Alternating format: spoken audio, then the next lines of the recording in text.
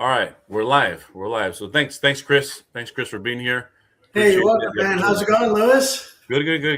Good. I'm always interested to learn from others that have more experience than I do. So thanks for your time right now. No, we don't have much as experience as you, man. You got the stuff, man. We know you. Okay. So let's get right into it. So tell us about it. Yeah. What drew you into becoming investing in real estate? Well, real estate has always been one of the best passive incomes possible, right? Mhm. I mean, you can't do it, and people say it all the time. Oh, get into crypto and do this and everything else. No. That's all fluff, and I've lost my butt in crypto too. Mhm.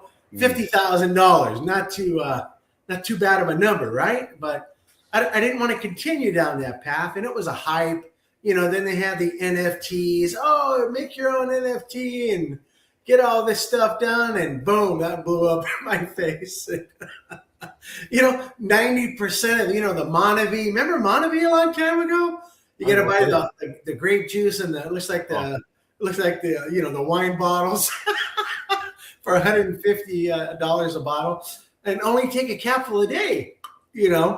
But real estate, if you think about it, if you look back in history, real estate has been the only passive income. It's real property. That's why they call it real estate. The only problem is you don't own the property, right? You own the box that sits on top of the property, but maybe Trump will figure that out for us, in the next couple of years. Maybe we can actually own a house, which is, the structure and the property. So that being said, even though you got to pay taxes annually and stuff like that, and we have some investments, Becky, real estate has been absolutely the best passive income place. It's not CDs. It's not putting your money in the bank. You can't loan shark because people welch up your loan. I mean, there's a lot of things that are out there that just explode in your face if you don't pay attention. So I thought that, real estate was probably going to be the only people or people. It's an entity. It's like a person, right? So it's the only thing in the globe that really makes sense to us. Okay. So let's back up. Tell us about the first investment property you bought. Jeez. How'd that come about? Well, of course, I bought my house, when I was like 21 years ago. And I don't know if that was a real good investment. I lost it in a divorce. Money in, money out, right? No. So, you got to live somewhere, right? And people don't realize this. You got to live somewhere. So the best place to get them normally to make a good profit is in California.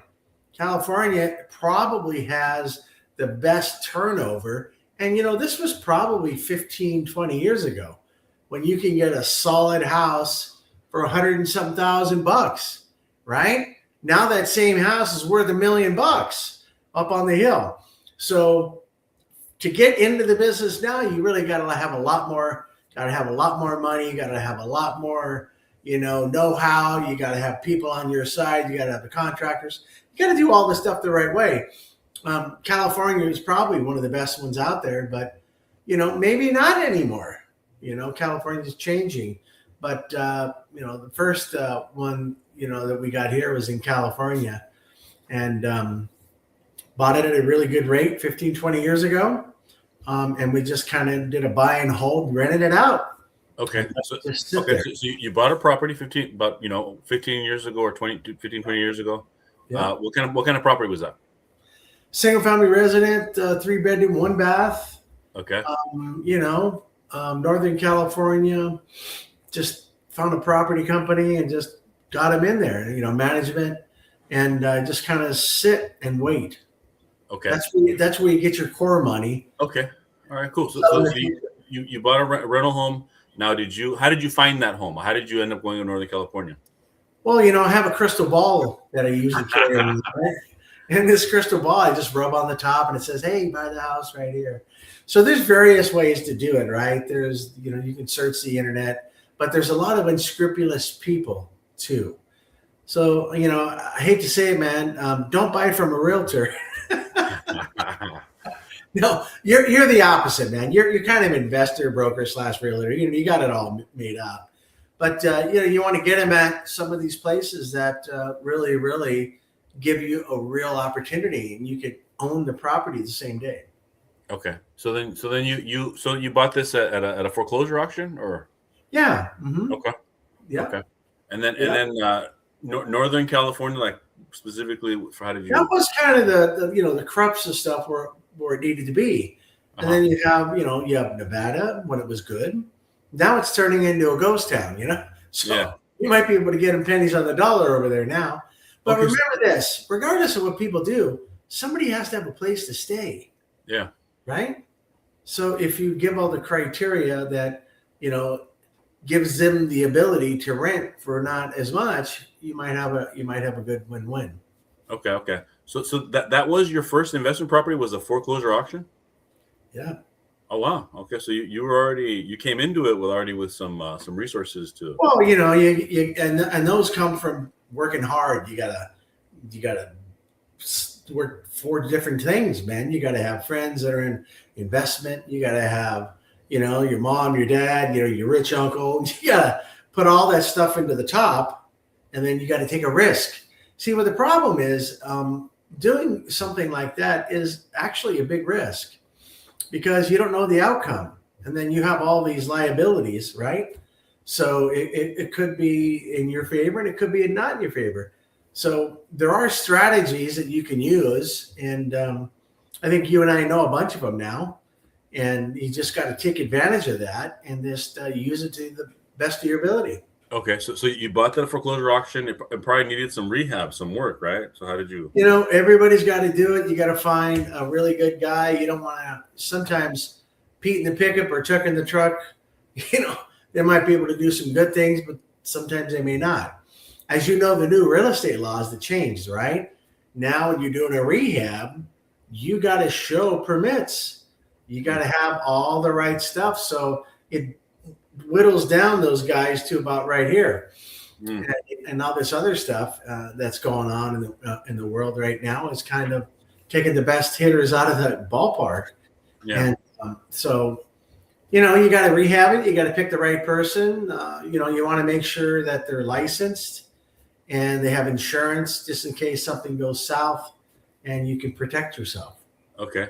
So you got it at a foreclosure auction. You had to pay cash for it. So you had some resources. You had to invest into the property, and then how did you find the tenant? You got a management company, or? Well, you don't need to really do much. Some people can put out ads like you. You kind of know what you're looking for and stuff like that. Everything has a risk, though, right? You got to do the eviction if something happens. You got to. If it's not set up correctly, then you lose. And it's like that with any management company. But we thought of convenience instead, so we wanted to just put a management company in play. Okay, good. So then, what was your biggest takeaway? Your biggest lesson learned from that first deal? Wow, the biggest takeaway. I wish I had telepathy. Biggest lesson learned from that, I guess. Any challenges in that first one? Not really, but at the end, when the person had to go, that was kind of difficult, but we eventually got them out.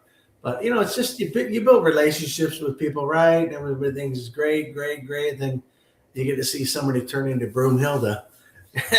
Okay, so what I'm hearing is that the tenant didn't pay their rent, or no. I mean, it was kind of iffy with that, and then they had an animal that, was a German Shepherd with claws about that big, inside the window sills and junk, and just a lot of animal stuff to take care of. But anyways, so messed kind of messed the property. Okay, when you rent it out, normally it's just a spot of advice.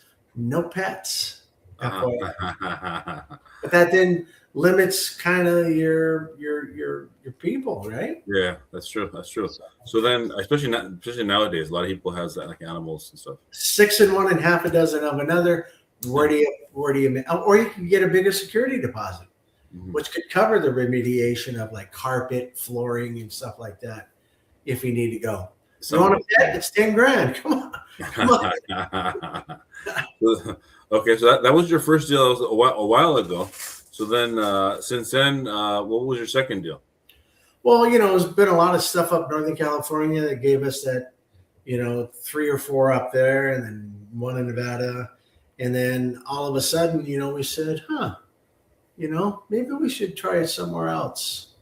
So we kind of did, we made a couple of changes, not some of these changes weren't done the right way, like 1031 exchange. Okay. How to learn that lesson? You think you're a superhero, right? Whoa, hey, I know everything. I'm wearing the cape, but no. Reality hits. So we had to pay some, additional taxation for certain things. Okay. And you can't write that off, right? You just can't write that off. So all the money made here, then you had this much to go somewhere else. Okay, so for our audience may not know, so people watching may not know what you're talking about, what a 1031 exchange is. So in a 1031 exchange, you were selling your properties, right? Right. Right, and then you were trying to buy another one to replace the equity that you are. Exactly. You start learning words like exchanger. What is an exchanger? And you just think that's part of the philosophy of the 1031 exchange. Well, I'll just exchange this money to that money because it says it on the listing and where I'm going to move. Yes. But without an exchanger, it means poof. It means nothing. Okay. So that's a good takeaway right there. That's a big lesson. You know what? I think that's kind of unfair. It's kind of unfair. That's kind of a trap for somebody that's getting into this kind of. Okay. So what I'm hearing, what I'm gleaning, I'm not sure correct or wrong. Your lesson is, when you sold the property, you should have immediately had a 1031 exchange accommodator to put the proceeds into, so that way you could actually do the exchange. Because what I'm hearing, you didn't even tell me this, but what I'm hearing is you didn't have an accommodator, so you just put the money in your bank account. Right when it went to your bank account, you got the capital gains tax you had to pay. That's it. Okay. So that's a hard lesson for anybody to learn. Yeah, and for the audience, how much is that? It was that capital gains tax that you had to pay. It was enough to tie me to like one of those old stretch beds, and they kind of they stretch you out till you can't stretch anymore, and then it takes you like 2 years to come back. Let's just say my posterior is wider than normal, so it was a good chunk. I mean, 50 is not an uncommon number. Yeah. 50K. So yeah, so I mean, what could you do with that, right? You can do the next modification, remodel. I mean, there's all kinds of stuff. Mm-hmm. But and in some cases, it could be $150. So it depends on how you strategize. Yeah. And let's just say we did 3 at the same time. Okay, so three properties. Yeah, right. So, anyways, that being said, we got rid of some of the other ones. We were lucky that we had the opportunity and the experience for that. But lessons learned. And then we moved it out of California because California at that point became kind of expensive. You can't get anything wholesale or at a foreclosure auction without being a nightmare sometime, especially sight unseen, right? You can't see them. Well, sometimes I'll take my little eBay card and I'll go in the back door. No, I'm just kidding. But, I mean, there are some times you can look through a window and stuff, but you don't really know the intricacies. For example, one of them that I'm glad we did not win was a house that was made as a marijuana grow house. You've seen those, right? Where, and then the city goes in once they, levied the house, they cut half of the drywall out. They got these pipes everywhere. And boy, it's just not cool. So, and that's the downfalls of a foreclosure auction. So let's, for the audience that doesn't know, how does the foreclosure auction work? You have a list of homes that are going to be auctioned off. Yeah, right? you get a nice list. And now they have an app for that. But anyways, you're there, and you show up at the course steps, and they just go live. And it's you're in the corner, this guy, this guy, this guy, and it's just it would have probably been easier to go to Vegas and to stick it either on red or black. but it's the challenge. It's like eBay. It's the grown-ups eBay to where they got their pooled money, and I'm not going to say everything is horrible there, but you got to watch your P's and Q's, right? And again, if it's sight unseen, God. So it's a list of homes. They come up. You haven't been able to go inside of the home. You don't know the condition. You drive by. The exterior. We got a drone, so we'll fly in the backyard and kind of look around and stuff like that. And every once in a while, when it doesn't have a do not enter sign, like a no trespassing sign, we'll just kind of shake the door and it'll open up, and then we'll be able to kind of look at it. I see. But now there's a formula that we use for stuff like that. So I see. So you went to some homes, you drove by, you put your bids, you were competing against those other people who's making bids at the same time as you, and they're just average Joe citizen like everybody else. Uh-huh. The state of California has cut out the businesses from doing that. I don't know if you heard about that. There was a law put into play, and BlackRock and Wells Fargo and all those people have to stay out now. So the premise of the whole thing is to give a second chance to somebody to get a home ownership. Yeah. Right. So that's what the premise is for that. So yeah, in theory. And so that's like how many people are bidding against you, or how did that work when you did it? Wow. Maybe a half dozen people. Mm-hmm. And sometimes there's little places, and there'll be like screens up on the wall, and they'll be projecting, it's actually live on the internet. Mm-hmm. And you'll be seeing people doing stuff, and there'll be people there at your location doing it. Anybody from all over the planet can do it at the same time. Not everybody gets the information, right? I see. And then you get yourself a nice little card, and you go, hey, number 12 in the back. You raise your card up, and it's like anything else. Okay. You check stuff out. All right. And so you bought these homes, you had them in Northern California. Why did you sell them? It was time. You mean because you had equity growth, or what was the? You had equity growth, and you can only go so much. You know this, right? You can't get a little 3-bedroom, 1-bath, and except for Highland Park, California. But anyways, and then it can't reach anymore. So you got to wrap them up and put it into something else. Okay, so you sold your homes out there from Northern California. Then where did you? What was the next goal? Well, is to repurpose that, and this time, we got into a nice little motorhome. We got a tow car, we got a motorhome. We're kind of traveling all over the place and doing things, and all of a sudden, we're sitting somewhere. And we go, "Oh, this is beautiful! Brand new houses." I'm talking, almost 3,000 square feet. You got 4-bedroom, 2-bath. Couple $100,000. Mm-hmm. Brand new. You get states back east. There are some hosted states. You get Tennessee, you got Ohio, you got all kinds of stuff. And this one specific company dealt in the United States of foreclosures. But while we were looking, kind of, you see the flags on the freeway. Oh, let's pull over to this little place. And, we got a bunch of money over here. We just kind of drove on in and purchased 3 houses the same day.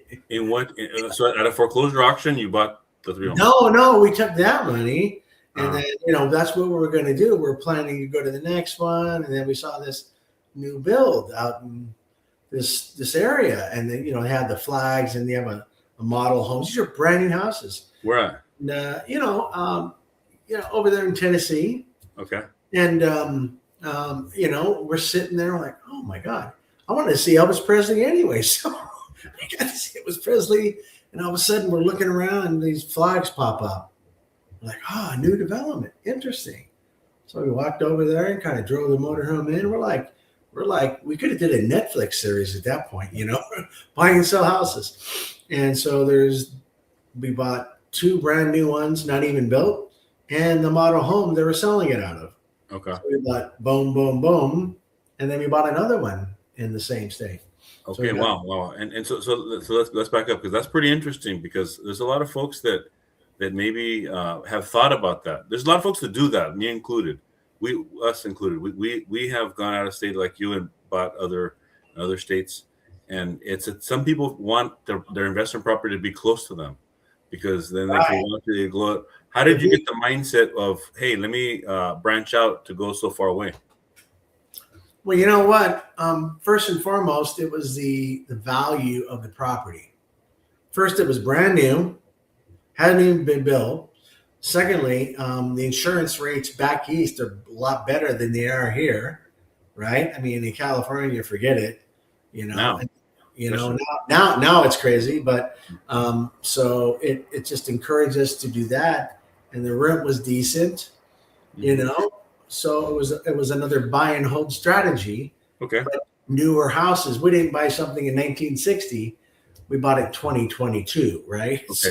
So the price to rent ratio, the rent to price ratio was a lot better over there. So you absolutely could buy it over there, rent it out. You had a management company take care of it for you. You could buy, your debt to income is not going to get hit so hard if you pay half down and then you finance the rest and just let your rental property cover the nut, and then you have a little residual from each one and just stick that over forward, So, okay. So those were new homes. That's a completely different. You don't need to. Don't be. I don't recommend people buying anything under 1985. First and foremost, you have the lead thing.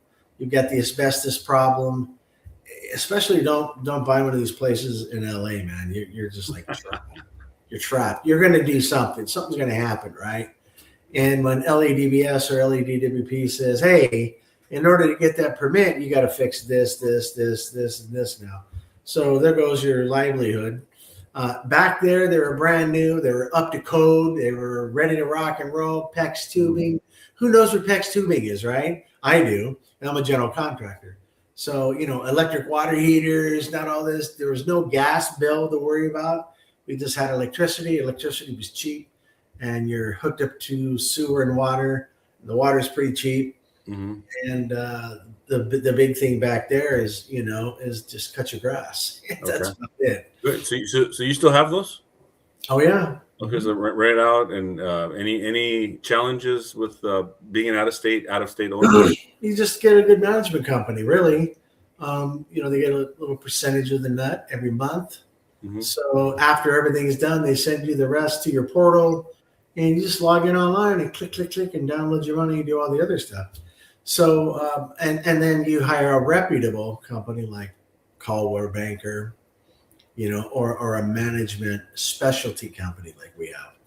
And they just take on multiple properties and they take care of them. They make sure they're clean inside and out. They make sure that the renter, has maintenance going on, and they do they do every 6 months, they go inside the property and do an inspection. Which is kind of cool. So you don't have to worry about somebody take a Sawzall to the inside of your beams, right? Okay. So you went there when you bought them. Have you ever gone back, like in the last, I guess it's 4 years? 2 or 3 times. Yeah. Okay. And you go check it out? So we check them out to make sure everything is cool. You got to check your babies. Yeah. So we go back there and check them out, and then we look for other opportunities. Okay. And still back east, it's the only real place you don't have to give an arm and a leg to buy a piece of property. Yeah.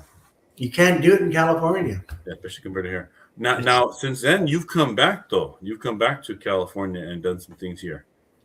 We had another, there have been maybe, 1, 2, 3 properties. One was we just broke even. The market, it was $1 million plus house, right? And we thought that everything's focused on the comp storage, $1.5 million, $1.3 million. To find out at the end, everything started to go at the same time. Comps went low. We got a neighbor sold it really low. We're like, oh my God, what are we going to do? And you know what comps are, right? Yeah.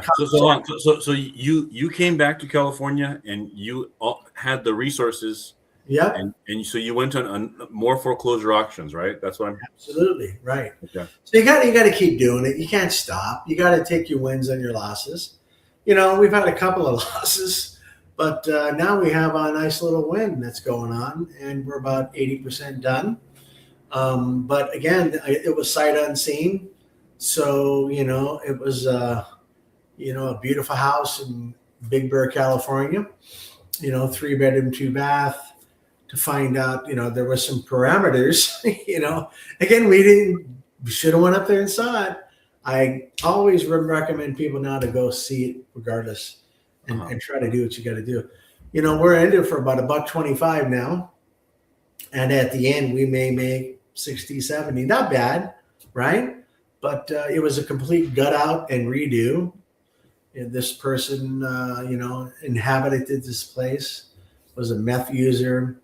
So the drywall had to go, the insulation had to go, the electrical was destroyed. So a lot of things that were kind of torched. It looked great on the outside, but, as you go inside, you got to fix things and bring them up to code. And so when we were doing all this stuff, we completed a redo of everything up to code. And now it's going to be beautiful. It's going to be amazing. This summer, we're going to put it up and get it outdoor and do a couple more back east. Okay, good for you. So it sounds like that was one in Big Bear, right? Yeah, that's right.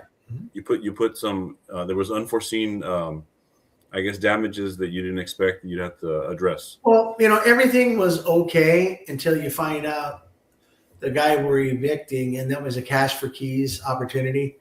We gave him a couple of G and said, okay, we'll give you a ride to Victorville, and that was it, right? And changed the locks the same day and everything else. Was that the previous owner that was? It was the son of the mom that died in the house. Oh wow, I see. Yeah, that's another story by itself. You and I could go on for hours, but that was something. We got over that hurdle. Then we got over. He was, so tied into that home. He wanted to live there forever, and the house had been foreclosed upon. And the reality was, he's got to go. So it was gentle. I didn't go up there with my ski mask or black gloves. I didn't have to do anything like that this time. So, we got him out easy, and then we went inside and looked. It wasn't too bad, but and knowing what he had done, so I didn't want to have to worry about any checks or balances going on inside. Air testing and stuff like that. So I was just like, it all comes out. Take it out. And I want to, I'm a GC, like I said, but wanted to make sure it was done right. And we did it right. So, and the proceeds from that will accumulate with that, and we'll take it somewhere else to get some more. And the reason why you chose to go to a foreclosure auction to buy property here was what was the main reason? Well, without seeing the property, yeah.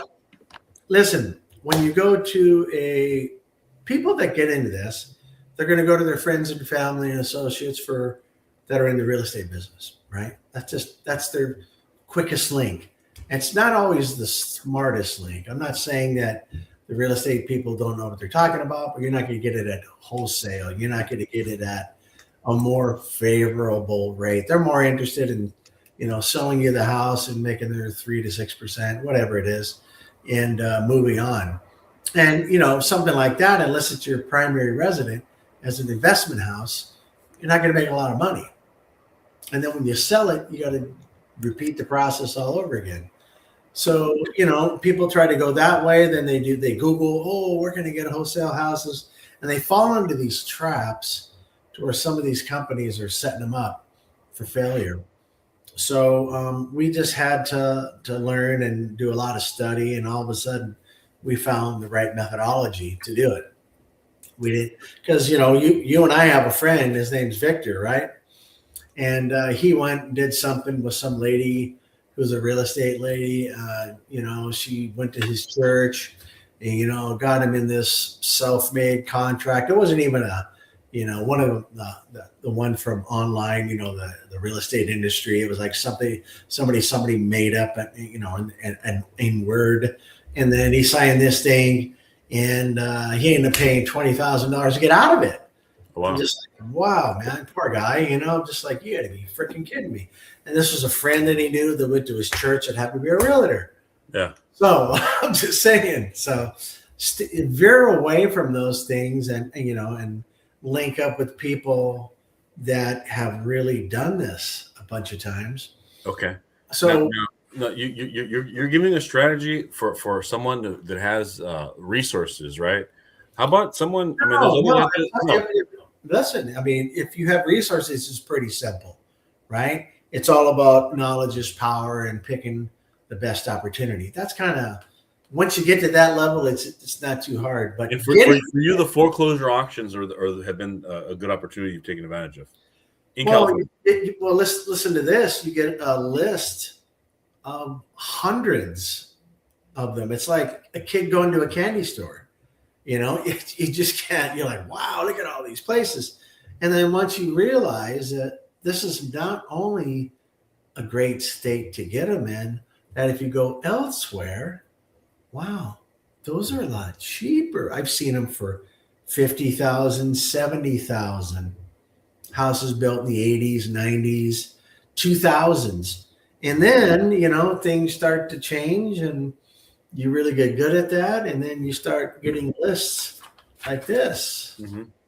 These are other lists for other opportunities. And those are the tax liens. So. Okay. All right. So then so what would you tell someone who doesn't have the resources to do a foreclosure, to buy a cash at a foreclosure auction? Is there if you don't have the resources, you can accumulate the money or pool your money and then maybe have a finance partners like that. If you don't have it, maybe you could start off the cheaper way and get into the tax liens. Okay. Property tax. I see. So then pooling resources. If you're new and starting out, like pooling in and getting partners, that's a. Everybody knows somebody, and some of these people that have an insurance policy, believe it or not, you've heard of the IUL? The what? The Index Universal Life Insurance Policy? Yes. It has a savings tied to it, believe it or not. So if you're one of these guys that go out there and you go, hey, I want to get $1 million policy on me, and I'm going to put a couple $100,000 down, on this policy, and then you pay a monthly. Within a 5-year period, believe it or not, you're going to have enough money saved up in this savings portion of the IUL to borrow from, no interest. You don't have to pay it back. Hint, hint. And you can use that money. I call it the OPM, other people's money method.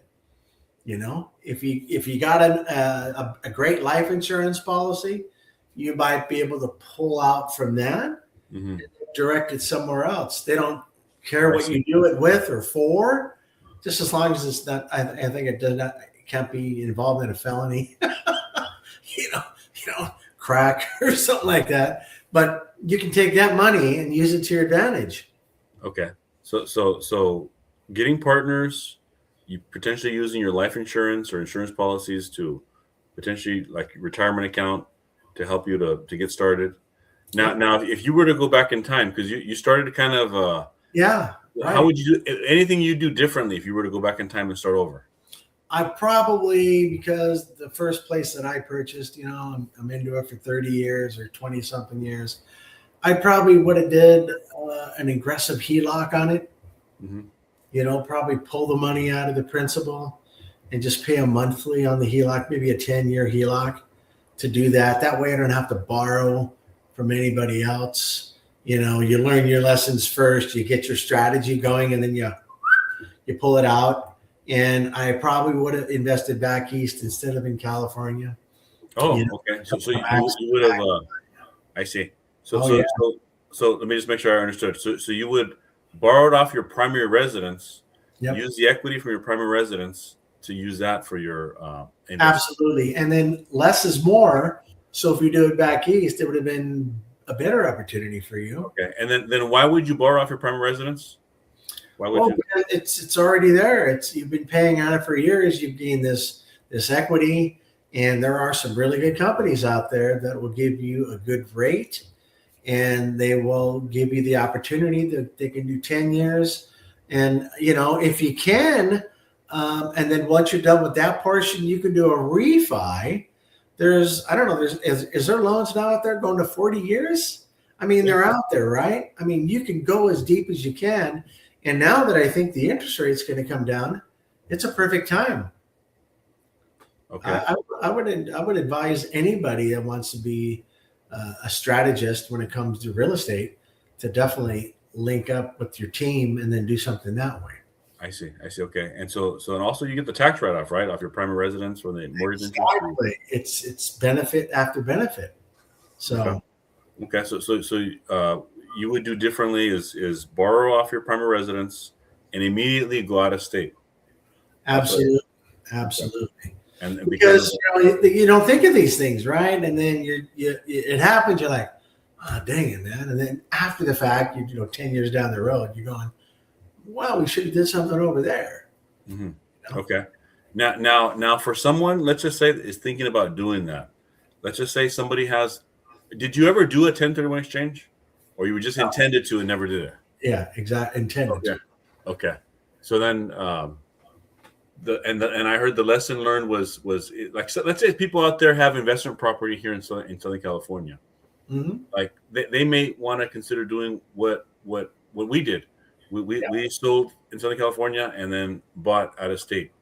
And you said that the lesson when you return to 1031 exchange is get a 1031 exchange accommodator, so that way when you sell the property right away the funds are in. All you have to do is give them a couple of addresses. Its intention is pure because the money from the proceeds from escrow goes to the 1031, and so they're holding it. You're not holding it. That's the key. Once you hold the money, now you're responsible for the increase in capital gains. If it goes over there, there's an intention, and their intention is for you to buy another property. That's right. Okay, cool. No, this is pretty helpful. I'm sure this is a good value for people in my social media that watch or could see it, and I appreciate your time. Any final thoughts or any piece of advice for anybody that's considering getting into real estate investing? What would that be? If you have a partner, especially you, Louis, you've always been the kind of guy that has been proactive, right? I don't know. I think you have the other crystal ball that I have, right? You have the other one. And you're very creative on what you do with your marketing. You're very creative on putting your clients first. A lot of people don't do that. They'll just put up a listing and go to the MLS and, hopes that it sells. You're a little bit more aggressive.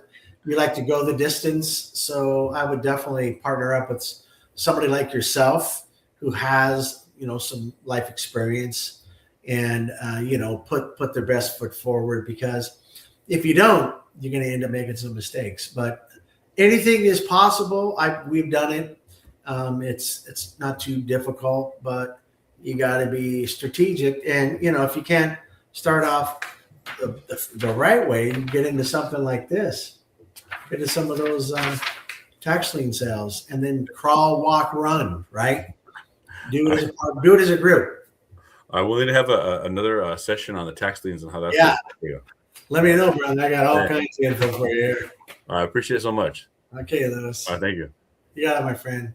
Appreciate it. All right.